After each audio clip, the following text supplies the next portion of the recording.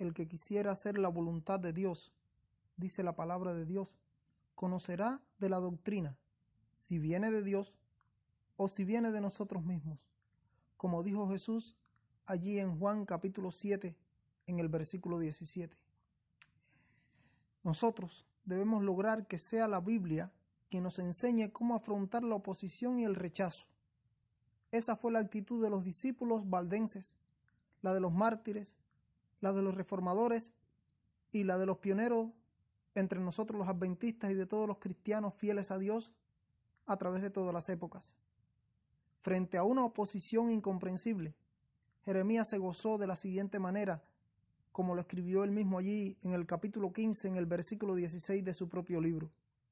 Él dijo: se hallaron tus palabras y yo las comí, y tu palabra me fue por gozo y por alegría de mi corazón. Dice Juan en relación con la oposición: hermanos míos, no os maravilléis si el mundo se aborrece. Primera de Juan capítulo 3, en el versículo 13.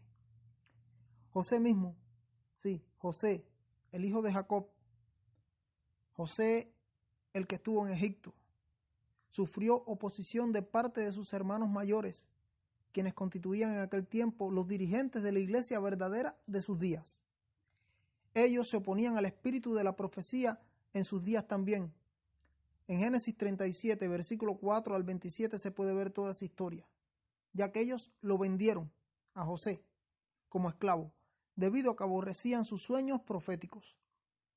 Como hoy en día muchos hermanos mayores aborrecen a la sierva del Señor.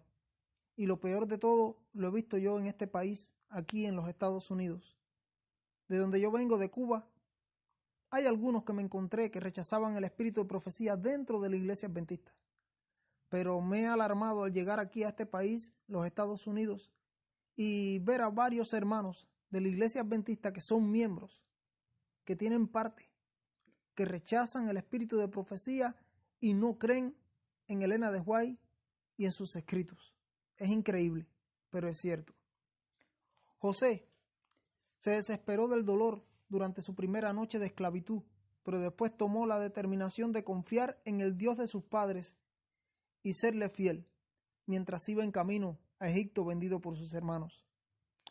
Totalmente solo en Egipto, José escogió creer las buenas nuevas de sus sueños juveniles, incluso, aunque afligieran sus pies con grillos, en hierro fuera puesta su persona, hasta la hora que el dicho de Jehová se probó sobre él.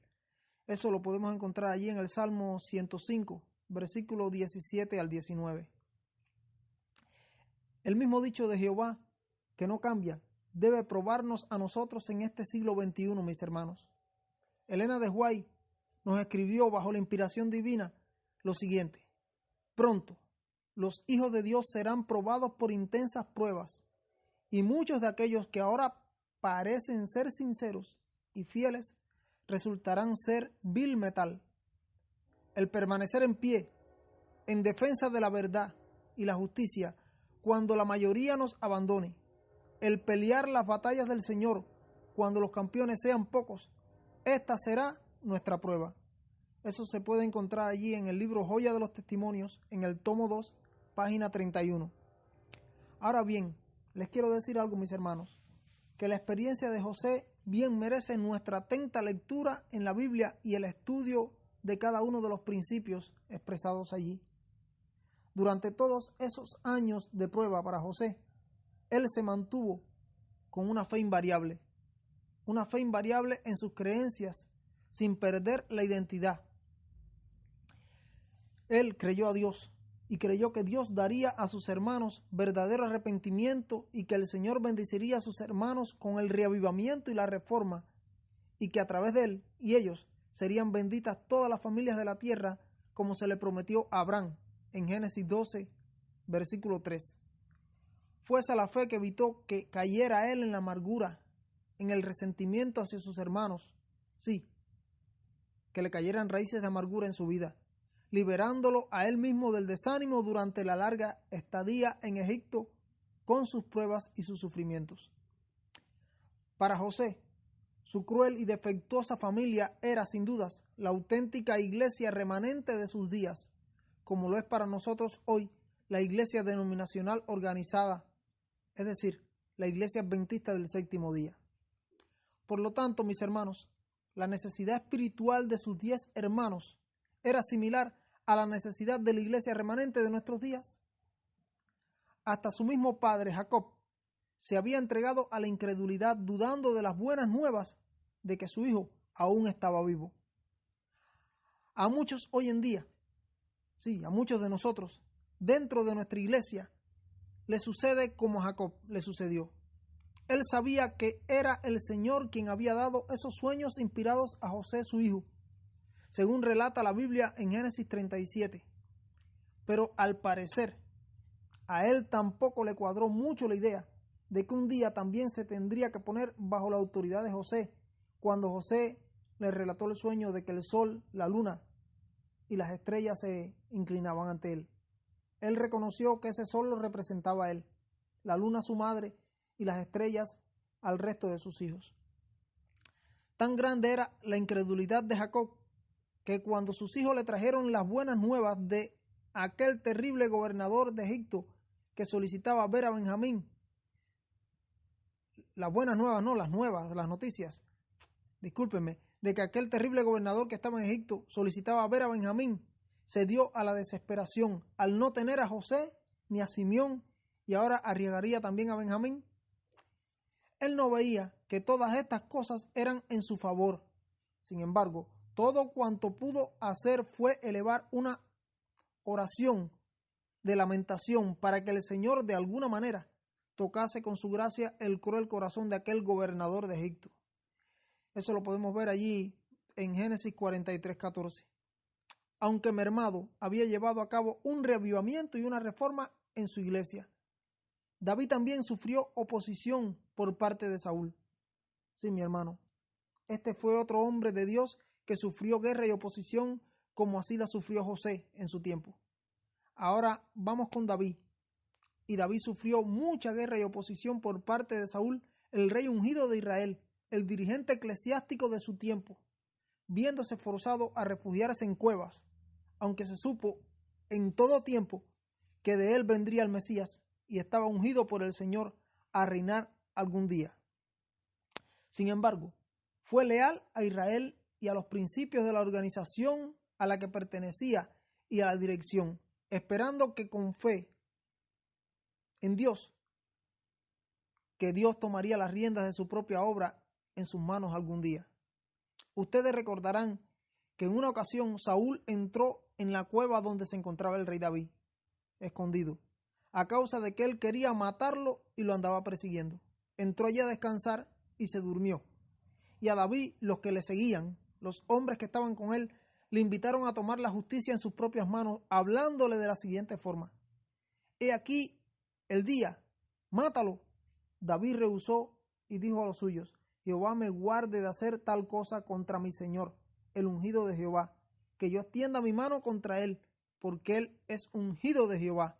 Primera de Samuel 24:5-7.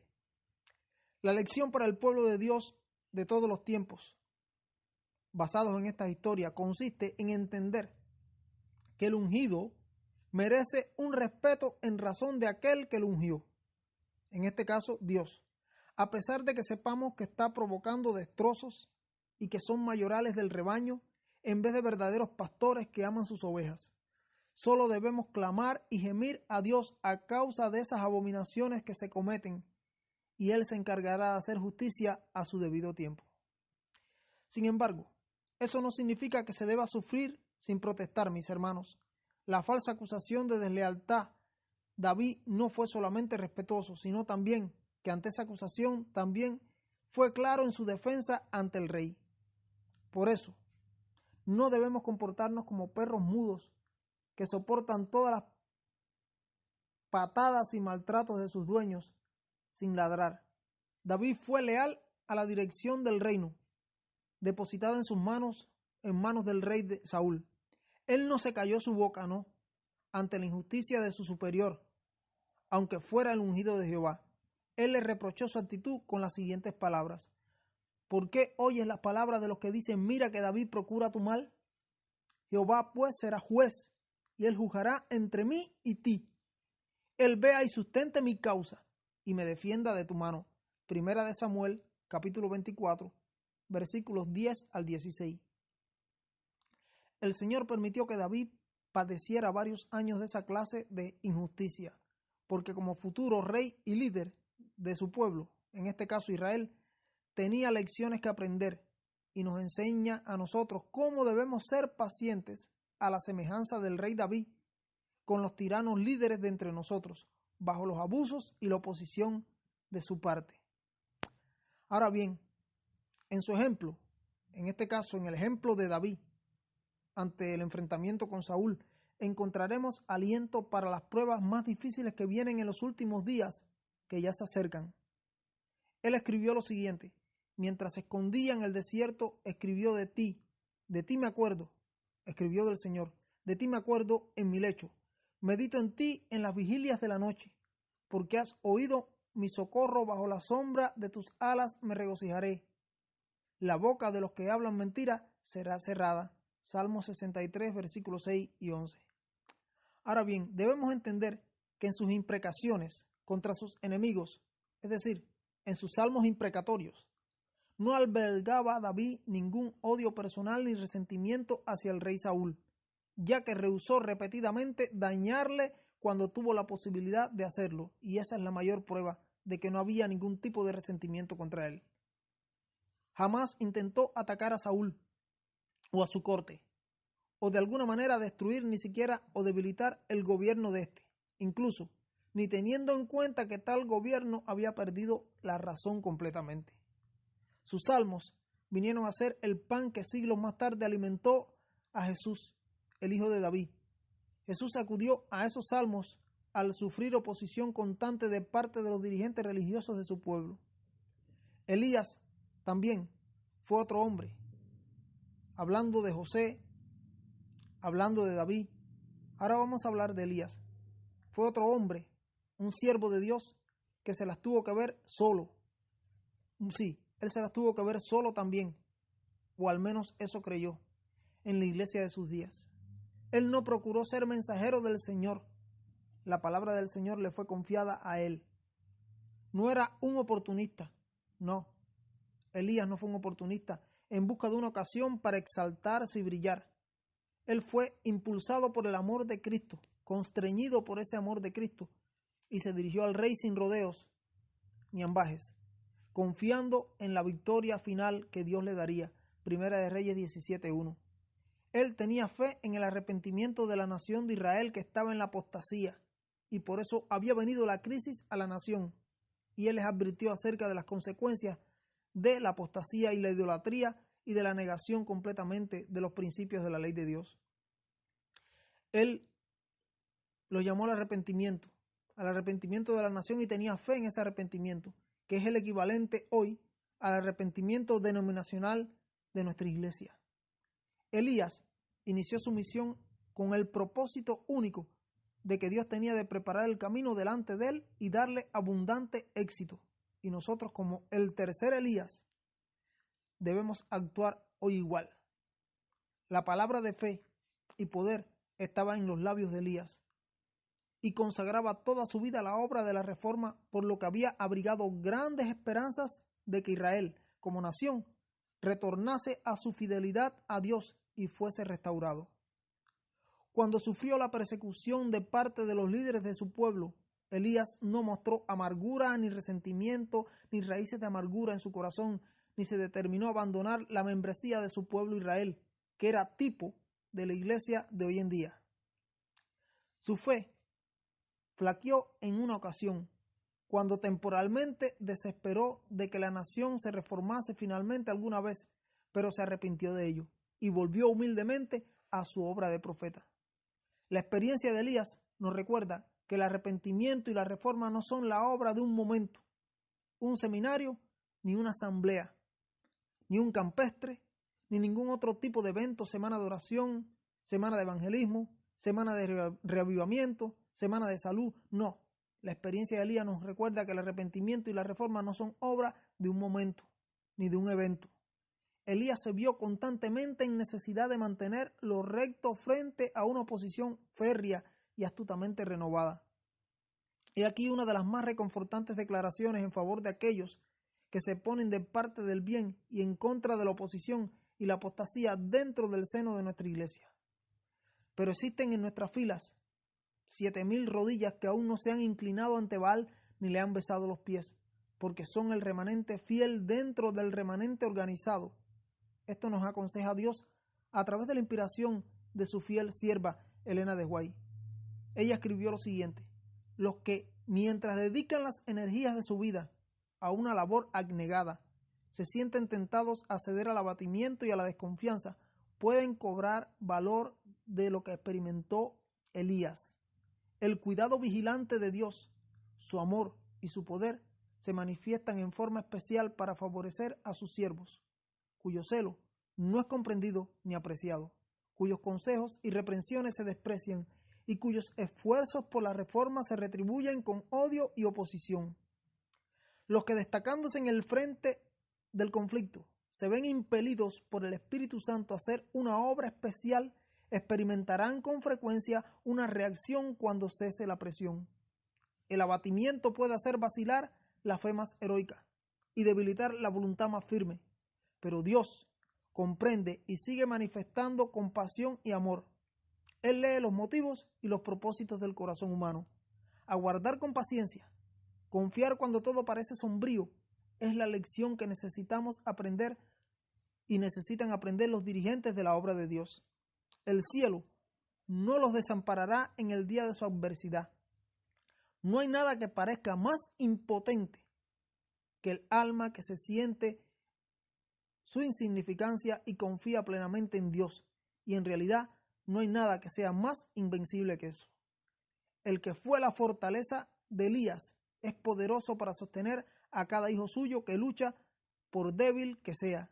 En el poder de Dios puede ser fuerte para vencer el mal y ayudar a otros a vencerlos. Eso está en Patriarcas o en Profetas y Reyes, mejor dicho, página 128 y página 129. Baal significaba la noción ecuménica de Dios tal como la entendían los pueblos circundantes a Israel de aquellos días. Los dirigentes y la vasta mayoría de la iglesia verdadera de los días del profeta Elías se habían deslizado en la apostasía de forma inadvertida, como hoy en día está sucediendo con tantas tendencias dentro de nuestra iglesia adventista, y que nuestros dirigentes, seminarios, universidades, doctores, pastores, ancianos y laicos permitimos y sancionamos como si Dios no existiera, como si Dios no fuera real, como si Dios ya se hubiera ido para siempre. La idolatría pagana, fornicarios o la idólatra pagana, fornicaria e idólatra y perseguidora Jezabel, que no es más que un tipo perfecto de la iglesia católica, apostólica y romana, papal, desde los días de Constantino hasta hoy, acompañada en ello por casi todo Israel, denunció a Elías como causa de todos los males y sufrimientos, a tal punto que el rey Acab, su esposo, que debería ser el guardián espiritual de la nación de Israel, que era el líder principal, dijo a Elías acusándolo que él era quien estaba perturbando a Israel. Pero la respuesta de Elías no se hizo esperar. Él le dijo que el que perturbaba a Israel era él y todos los de su casa por estar adorando a los Baales y estar negando los mandamientos de Dios. Pero lo mejor de todo está por llegar en el futuro. El Señor ha prometido enviar a Elías el profeta antes que venga el día grande y terrible de Jehová. En Malaquías 4, 5 y 6 dice que él hará volver el corazón de los padres hacia los hijos y el corazón de los hijos hacia los padres en ese tiempo.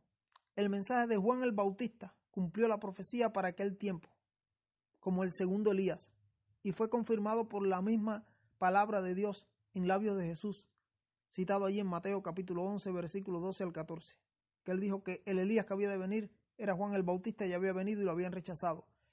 Elías era Juan el Bautista como segundo Elías.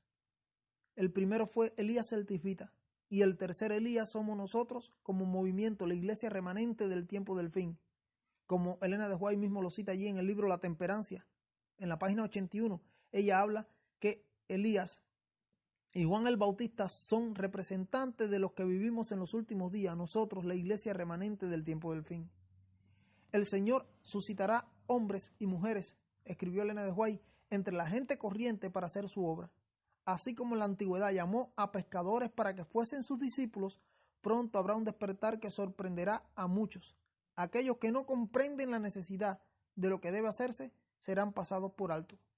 Y los mensajeros celestiales trabajarán con aquellos que son llamados gente común, no los doctores en teología, no hombres de talento y elocuencia, etc., capacitando a estas personas humildes para llevar la verdad a muchos lugares del mundo. Evento de los últimos días, página 208.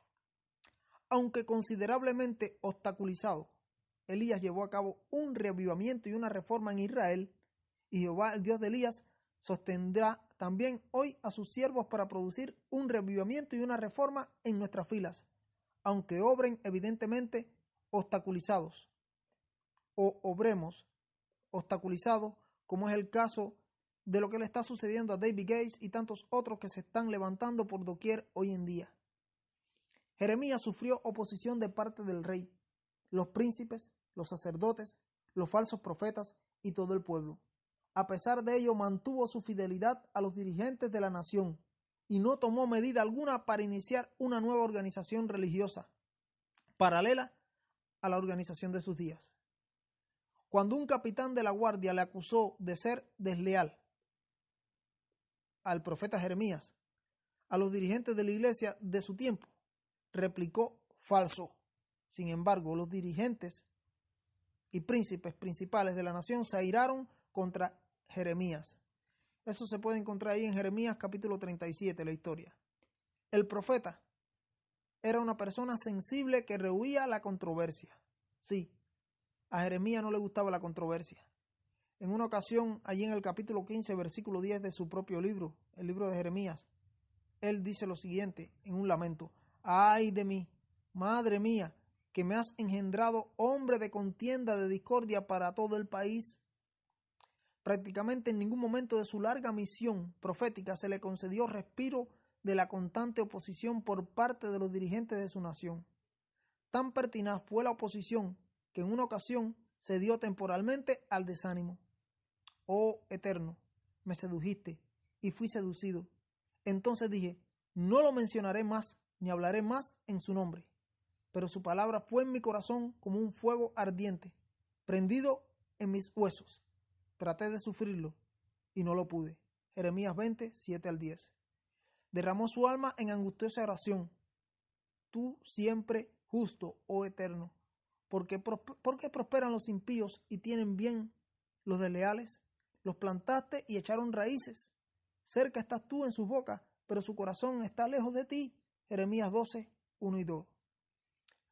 Él siguió escribiendo: oigo la murmuración de muchos, terror por todas partes. Denunciémoslo. Todos mis amigos miraban si claudicaría o no. Quizá falle, decían, y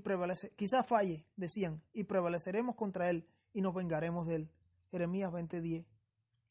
Su más amarga prueba, la prueba de Jeremías más amarga, fue la falsa teología de los profetas que proclamaron visión mentirosa y adivinación y vanidad y engaño de su corazón, como lo cita en Jeremías 14:14. Jeremías sabía que solamente el arrepentimiento podía salvar de la ruina total a la nación de Israel. Sin embargo, esas grandes personalidades con carisma, grandes engañadores como Ananías, dijeron que el mensaje del Señor era: no veréis cuchillo, ni habrá hambre en vosotros, sino que en este lugar os daré paz verdadera. Profetizaban de paz cuando no era paz lo que había. Eso está en Jeremías 14, versículo 13 y 28 del 1 al 17. El rey, los príncipes, los sacerdotes y el pueblo preferían ese mensaje: todo está bien, antes que el llamado del profeta Jeremías al arrepentimiento. Ellos tenían, como diría el pastor Esteban Bor, piquiña en los oídos, conmoción de oír. Querían que les rascaran los oídos y solo querían escuchar palabras halagüeñas, palabras de bien, palabras de paz, prosperidad y seguridad, y no las palabras que el profeta Jeremías decía, enviadas por Dios. E igualmente sucede hoy en día. desde nuestros púlpitos, las iglesias, la mayoría quieren escuchar palabras halagüeñas, quieren que se les siga acariciando en su pecado, quieren seguir oyendo palabras de paz, seguridad, prosperidad, pero no quieren escuchar la verdad de Dios. La verdad de Dios que lleva al arrepentimiento, que lleva a la reforma, que lleva a un cambio. Uno puede imaginar la opresión y el ridículo que tuvo que soportar Jeremías al ser rechazado por los dirigentes de la asociación de sus días. Cada día, decía él, he sido escarnecido, cada cual se burla de mí. Jeremías 27. Pero no hemos de concluir que Jeremías sufriera sin protestar, mis hermanos. No, Jeremías no se quedó callado en su boca. Jeremías no se quedó mudo. En cierta ocasión, tras haber proclamado su mensaje con franqueza, los sacerdotes y los profetas y todo el pueblo le echaron mano diciendo, de cierto morirás. Jeremías 26:8. Se estableció un tribunal. Jeremías fue acusado de crítica y deslealtad. Entonces hablaron los sacerdotes y los profetas a los príncipes y a todo el pueblo diciendo, en pena de muerte ha incurrido este hombre, porque profetizó contra esta ciudad. Versículo 11 del capítulo 26. La respuesta de Jeremías fue suave como la seda, pero dura como el acero. En lo que a mí me toca, dijo él, aquí estoy yo, en vuestras manos. Haced de mí como mejor les parezca, y más recto os quieran, o les parezca. Mas sabed de cierto, que si me matareis, sangre inocente echaréis sobre vosotros, y sobre esta ciudad, y sobre sus moradores, porque en verdad Jehová me envió a vosotros, para que dijese todas estas palabras en vuestros oídos. Jeremías 26, 12 al 15. En esa ocasión, Dios suscitó defensores en la persona de algunos ancianos, los príncipes y todo el pueblo, quienes se arrepintieron tras oír la firme defensa de su profeta Jeremías. Otro profeta, Urías, quien proclamó también el mismo mensaje, pero careció de valor, no fue igualmente bendecido, y cuando el rey Joacim procuró matarlo, Urías perdió su fe, temió y huyó a Egipto.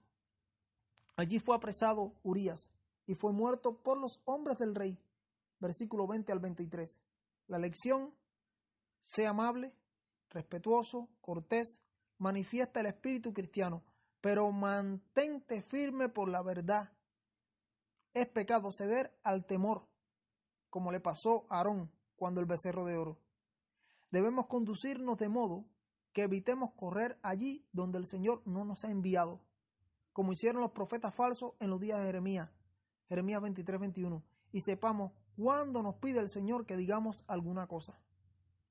No hay duda que la voluntad del Señor es que muchas personas en muchos lugares cobren ánimo del ejemplo de Jeremías, efectúen su obra en su área, conozcan la verdad profundamente y den un testimonio fiel cuando el Señor haga claro el deber. Jesús sufrió la más espantosa de las oposiciones de parte de los dirigentes. Como José sufrió oposición, como Elías sufrió oposición, como Jeremías sufrió oposición de parte de sus líderes religiosos de sus días, Jesús sufrió la más espantosa de todas las oposiciones de parte de sus dirigentes religiosos de sus días, contemporáneos a él. Peor a la que nadie jamás haya sufrido en la historia. Su instrucción se aplica directamente al problema de cómo deben afrontar la oposición y la falsedad sus seguidores. Él dijo, he aquí que yo os envío a vosotros como ovejas en medio de lobos rapaces. Sed pues prudentes como serpientes y sencillos como palomas. Mateo 16, 17. Él siguió diciendo allí, en Mateo, guardaos de los hombres porque os entregarán en concilios y en sus sinagogas os azotarán. Cuando os entregaren, no os apuréis por cómo o qué hablaréis, porque en aquella hora os será dado lo que habréis de hablar o decir, porque no sois vosotros los que habláis, sino el Espíritu de vuestro Padre que habla en vosotros. El hermano entregará al hermano a la muerte, y el padre al hijo, y los hijos se levantarán contra los padres. Mas el que soportare hasta el fin, éste será salvo. El discípulo no es más que su maestro, ni el siervo más que su señor. Mateo 10, desde el versículo 17 al 24. El consejo, no os apuréis por cómo o qué hablaréis, no significa que no debemos esforzarnos por adquirir un conocimiento cabal de la verdad. La única forma en la que el Espíritu Santo puede ayudarnos a nosotros es recordándonos todas las cosas que Jesús nos ha enseñado previamente en su palabra, como lo dice Juan 14:26. El saber que la verdad es invencible constituye una muy buena nueva para nosotros, hasta que llegue ese triste día en que el Espíritu Santo se retire totalmente de la tierra y se acabe la gracia en este mundo. Los corazones sinceros continuarán respondiendo a la clara presentación de la verdad mientras haya gracia, tiempo y oportunidad. Así pues, mis hermanos, menos televisión y más estudio de la verdad de la Biblia. Procura con diligencia presentarte a Dios aprobado como obrero que no tiene de qué avergonzarse, que traza bien la palabra de la verdad. Segunda carta a Timoteo, capítulo 2, versículo 15. Ese fue el consejo de Pablo a Timoteo. Podemos aprender una lección animadora. Jesús conoce lo que uno siente al sufrir oposición por parte de nuestra familia y de nuestros hermanos y hermanas de la membresía de la iglesia también. Su misma congregación local intentó despeñarlo desde la cumbre de un precipicio en el monte. En Lucas 4:29 está citado cuando él comenzó su ministerio. Pablo también sufrió de parte de los dirigentes de la iglesia de sus días, de la iglesia primitiva. En el Nuevo Testamento afloran algunas evidencias de ello. Pedro actuó en su contra en Antioquía, forzando a Pablo a una confrontación pública, como está citado allí por Pablo en Gálatas 2, del 11 al 14. Ante la oposición de sus colegas dirigentes, se vio forzado a defender su apostolado, como lo citó en 1 Corintios 15, 9 al 10 y 2 Corintios capítulo 11, en el versículo 23.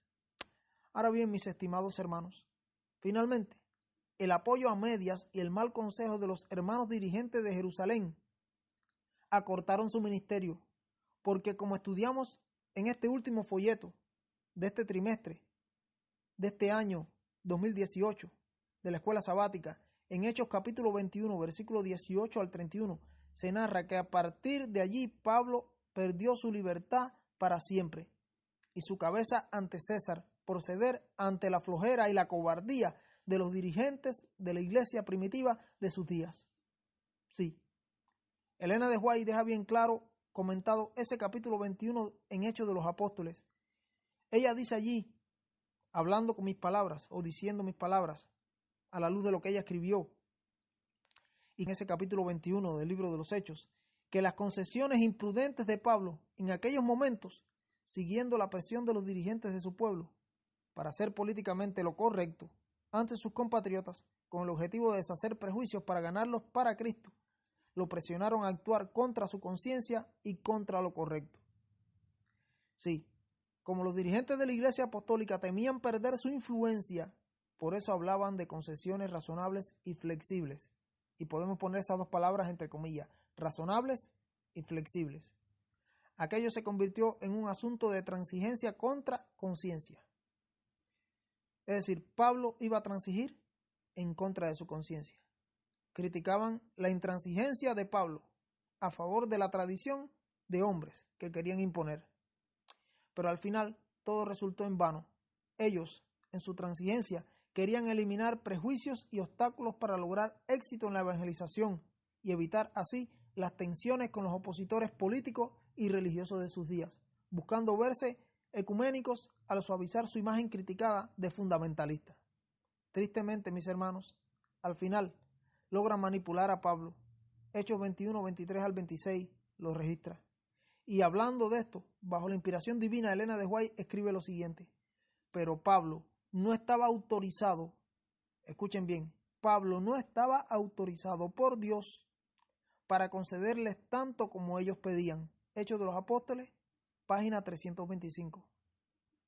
Como esto se parece al retrato del conflicto de la ordenación de la mujer hoy en día, dentro del liderazgo de la Iglesia mundial con el objetivo similar de no vernos tan fundamentalistas y que nos vean como políticamente correctos, no extremistas, no como una secta. Entonces, los principios y estrategias siguen siendo los mismos para destruir al pueblo de Dios de parte del enemigo. Quieren ser más ecuménicos hoy en día con el efecto de la iglesia desde los días de Constantino. Con ese mismo efecto. Es decir, dejar que el mundo entre en la iglesia a través de la transigencia de nobles y mansas y razonables concesiones entre comillas la pongo, para deshacer prejuicios con el fin de ganar al mundo para Cristo. Una máxima jesuita. El fin justifica los medios. Pero aprendiendo de la experiencia de Pablo, como remanente fiel a Dios y a su santa escritura, no debemos transigir ante la tradición y el paganismo de hombres e idólatras, mis hermanos, por la sencilla y a la vez profunda y contundente razón a la que Pablo no tenía derecho a ceder ante los superapóstoles de sus días, dirigentes de la iglesia remanente organizada primitiva del primer siglo. La razón: no estamos autorizados, como Pablo tampoco estuvo, por Dios, para concederles tanto como ellos nos piden. Hechos de los Apóstoles, página 325. Esto, porque al final, después de tanto nadar, moriremos en la orilla, al hacer concesiones imprudentes como las que hizo Pablo ante la presión de sus líderes religiosos en su época. La más viva descripción de esa tragedia por parte de Elena de White la encontramos en su libro sobre sketch de la vida de Pablo, aún más clara que en el libro Hechos de los Apóstoles. Ella escribió en ese libro: Pablo no podía contar con la simpatía y el apoyo ni siquiera de sus propios hermanos en la fe. Los judíos, faltos de conversión, que tan de cerca habían seguido sus pasos, no se habían guardado de hacer circular en Jerusalén los informes más desfavorables mediante cartas y también personalmente en relación con él mismo y su obra.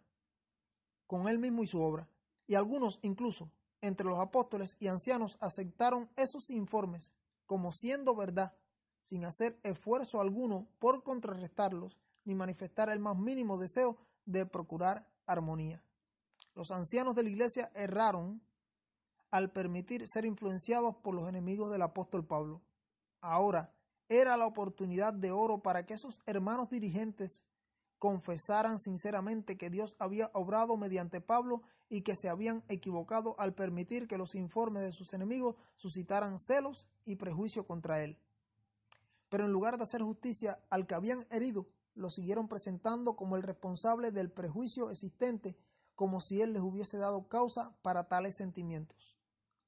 No se levantaron noblemente en su defensa, ni se esforzaron por mostrar su error en la parte equivocada. En lugar de eso, responsabilizaron totalmente al apóstol Pablo, aconsejándole seguir un curso de acción tendiente a eliminar toda prevención contra él. Eso está en la página 207, 211 hasta la 212 de Sketch de la vida de Pablo. Ese curso de acción desembocó en su arresto en el templo de Jerusalén. Sin embargo, Pablo se mantuvo leal a sus desalmados compañeros de apostolado. Ante los falsos informes y la resistencia, demostró plenamente su amor por las almas y por la iglesia, y viene a ser entonces el campeón del respeto exquisito por los dirigentes de la iglesia de sus días, a pesar de todo. Como último ejemplo de resistencia frente a la oposición y el prejuicio, acudimos a un personaje extrabíblico, la propia Elena de White. Sí, ya saliéndonos de la Biblia y entrando a nuestro tiempo, a nuestra época.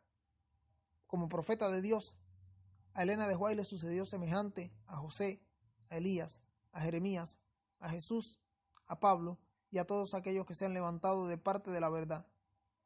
Solo recientemente se ha sabido cómo la oposición del Congreso de Minneapolis en el año 1888 fue también dirigida personalmente contra ella. El doctor Robert Olson afirmó que en 1888 se le desafió públicamente. Eso se puede encontrar citado en la revista adventista del 30 de octubre del año 1988. La portada de la Review del 12 de diciembre de 1991 desveló que hace 100 años atrás, un siglo, ciertos dirigentes en Battle Creek hicieron embarcar hacia Australia a Elena de White en contra de la voluntad de ella. Fue un exilio que le hicieron desde Estados Unidos hacia Australia. Querían quitarse esa voz reprensora de encima. Dijo ella misma en una ocasión, escribiendo: no tengo ni un rayo de luz referente a que deba ir a Australia. Los hermanos me enviaron aquí y me pregunto si hice mal en obedecerles. Estos días con Dios, página 61, está citado. En 1896 escribió con franqueza al presidente de la Asociación General de sus días: lo siguiente: nuestra salida de América no fue conforme al Señor. Si su percepción espiritual hubiese discernido la verdadera situación, nunca habría consentido el movimiento realizado. Era tan grande el deseo de que nos fuésemos que el Señor permitió que tal cosa ocurriera. Los que estaban hartos de los testimonios dados quedaron libres de las personas que les causaban fastidio. Nuestra separación de Batterclay permitiría que los hombres siguieran su propio camino y voluntad. Pero cuando el Señor me presentó este asunto tal como era en realidad, no dije nada a nadie. Cuando nos fuimos, el Señor fue agraviado. Carta 127, año 1896. Ahora bien, el Señor transformó el exilio en un bien para Australia y la propia Elena de White obtuvo gozo de esa pena. Ese es un buen ejemplo para todos quienes se sienten oprimidos y sufren oposición por parte de sus hermanos y los acusan de disidentes sin serlo. Y yo conozco muchos casos, porque yo mismo he sido víctima de ese atentado por parte de mis dirigentes desde Cuba. Sí, como le pasó a José. José fue exiliado a Egipto, vendido por sus hermanos, haciéndole un mal, y Dios transformó ese mal en bien. A Elena de White le pasó lo mismo, siendo exiliada desde allá, o desde aquí, desde Estados Unidos, hacia Australia. Y eso le ha pasado a muchos hermanos que han sido exiliados y sacados de sus iglesias para afuera, que han sufrido oposición y guerra, y han sido acusados de disidentes, desleales y enemigos de la iglesia sin serlos, amando este mensaje, amando esta iglesia y estando dispuestos a dar la vida por Cristo, porque aman a Cristo de todo corazón. Elena de White anhelaba con todo su corazón que el mensaje del cuarto ángel de Apocalipsis 14, que ella sabía que había comenzado en el año 1888, iluminase toda la tierra con su gloria y pudiese cumplirse en su día la comisión evangélica que Cristo dio en Mateo 28. Fue obligada a reconocer con tristeza que tendría que producirse un retraso de muchos años en la obra. Eso lo podemos ver en Evangelismo, página 505. Eso fue una dolorosa cruz que ella llevó pacientemente hasta que pasó al descanso en el año 1915. Jones y Waggoner no fueron tan pacientes. No pudieron digerir un siglo más de retraso a la venida de Cristo, por lo que cayeron en el desánimo y la confusión, porque otros se volvieron sus piedras de tropiezo. La oposición que enfrentó Elena de White no fue algo placentero, mis hermanos, no. Fue peor que el ostracismo que había padecido de parte de la Iglesia Metodista en el año 1843. Y todo eso está bien citado en Testimonios, volumen 1, página 43 a la 44. Ya que ella llegó a decir: jamás en la experiencia de mi vida fui tratada como en la reciente asamblea de la asociación. Carta 7 del 9 de diciembre del año 1888.